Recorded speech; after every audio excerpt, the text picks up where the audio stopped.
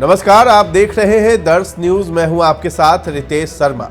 अगर किसी स्कूल में जाएं तो क्या देखने को मिलेगा? बेंच, कुर्सी, मेज या फिर ब्लैक बोर्ड वगैरह। जाहिर सी बात है, स्कूल में और क्या ही देखने को मिल सकता है। लेकिन जरा ठहरिए, तकिया, गद्दा, बेड, अलमारी और स्टोव, ये सब भी स्कूल में देखने को मिल सकता है या कहीं मिला है। बिहार के एक स्कूल में प्रिंसिपल ने स्कूल को ही बेडरूम, किचन, अपार्टमेंट बना डाला है। साथ ही गृहस्थी का सामान भी जुटा डाला।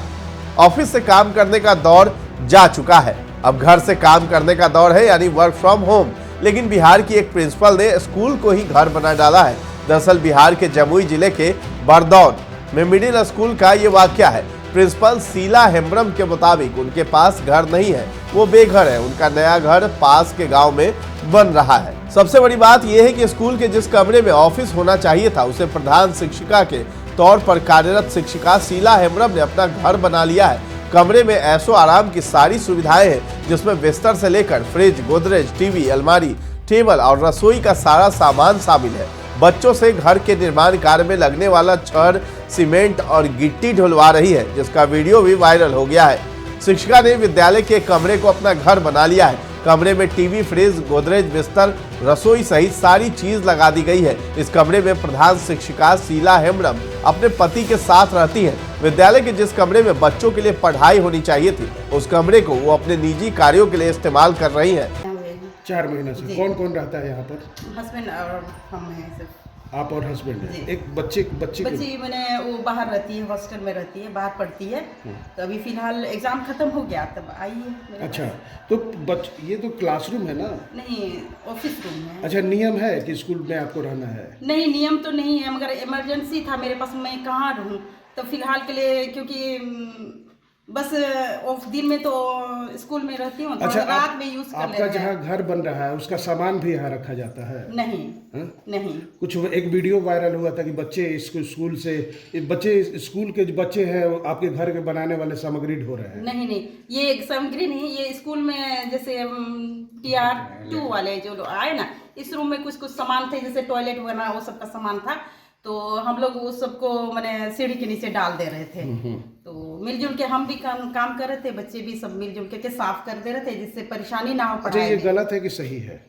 इस उत्क्रमित मध्य विद्यालय बरदौन में कक्षा 1 से लेकर कक्षा 8वीं तक की पढ़ाई होती है और स्कूल में 130 बच्चों का नामांकन भी है। हर दिन 50 से 60 बच्चे पढ़ाई करने स्कूल आते हैं। बताया जाता है कि इस विद्यालय में 3 कमरे हैं। पहले कमरे में कक्षा 1 से 3, दूसरे कमरे में कक्षा 4 से 5 और तीसरे के कमरे में कक्षा 6 से लेकर कक्षा 8 तक की पढ़ाई होती है। और एक कमरे में प्रधान शिक्षिका का आशियाना लगा हुआ है। उस कमरे में बच्चों को पढ़ाने के बजाय उस कमरे को निजी स्वार्थ के लिए यूज किया जा रहा है, जहां वो अपने पति के साथ स्कूल के कमरे में रह रही है। इतना ही नहीं, शीला हेम्ब्रम के पति हमेशा स्कूल में ही दिखाई पड़ते हैं। स्थानीय ग्रामीणों की माने तो शीला हेम्ब्रम के पति हमेशा शराब के नशे में रहते हैं।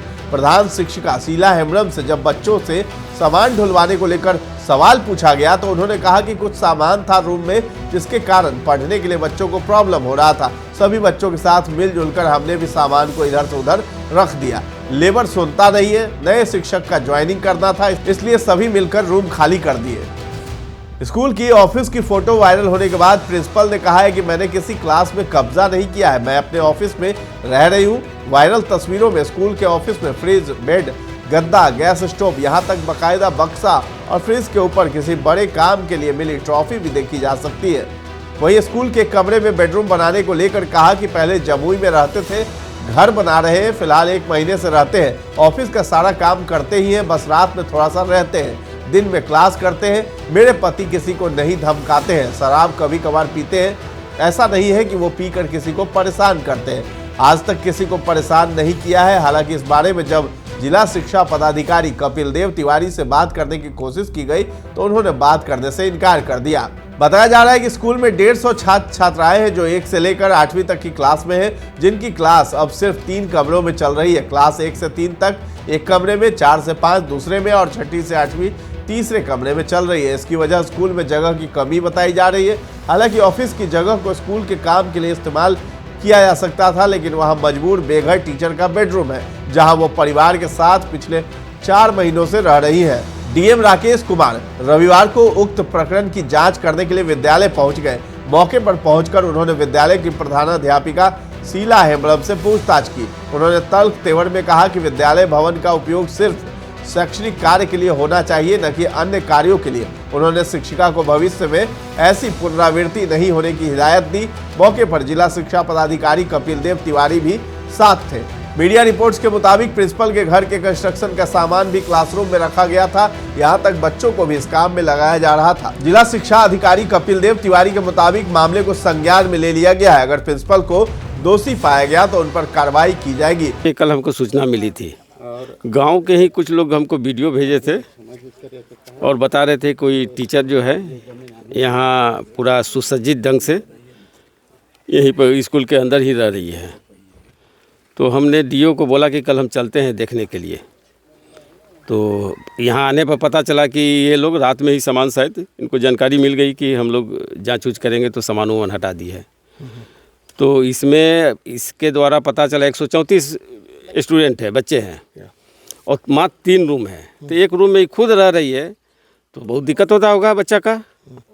तो इस पर तो हम एक्शन लेंगे हम, काहे कि इसको अगर रहना टीचर को तो किराए के मकान में बगल में रहेगी। स्कूल में रूम में जहाँ बच्चे को बैठने की व्यवस्था नहीं है वहाँ कम है, उसके लिए हम लोग फ्री फैब बनवा रहे हैं।